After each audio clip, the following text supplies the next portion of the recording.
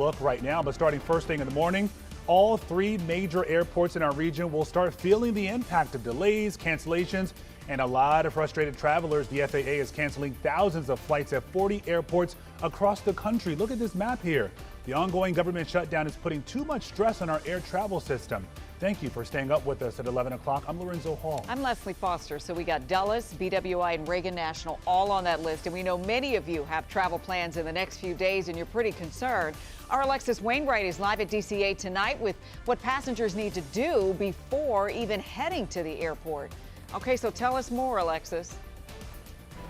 Well, Leslie and Lorenzo, I can tell you that people have to make sure they check their emails, check their apps to see the latest status on their flights when it comes to showing up at the airport. Now, I can tell you things have been chaotic early this afternoon here at Reagan National Airport, but things have calmed down a little bit. It's quiet here, but I want you to see the board. We've been watching this all night. You can see that literally every flight that's still left on this list right now has been delayed. The latest flight as of now is going out at 1:05 a.m. Now, since we have been here tonight, we have seen at least 5 cancellations and 50 delays. According to FlightAware, Reagan National Airport had about 30 cancellations, but things are expected to get much worse tomorrow when airlines have to adjust and reduce even more flights on their schedules. Now, another thing, when we have been here, we have talked with a lot of people who say this is crazy to go through. Some people who already received cancellations for their flights tomorrow were here at Reagan National Airport tonight to talk with customer service to figure out what they can do next.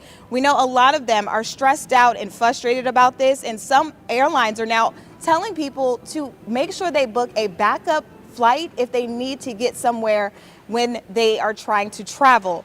Earlier today, we also spoke with a former air traffic controller who speculates this is the first round of cuts to flights, and it may just be the beginning. 10% is probably the first incremental adjustment that would be made to see if we can keep the system moving and safe at the same time. But that number may be subject to change. Now, if you have to be at the airport and you have to travel, again, the biggest thing right now is to make sure you're checking your email, checking your apps, and checking online for that status of your flight.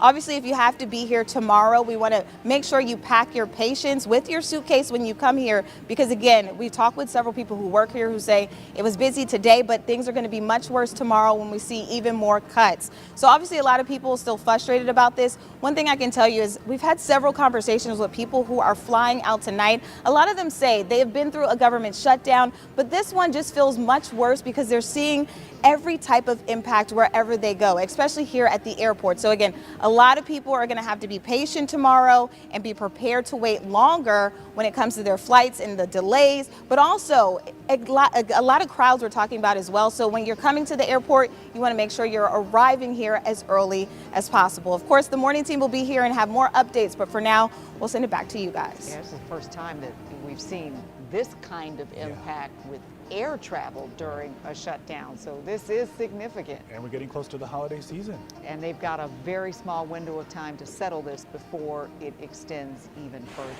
All right, Alexis, thank you. we're following this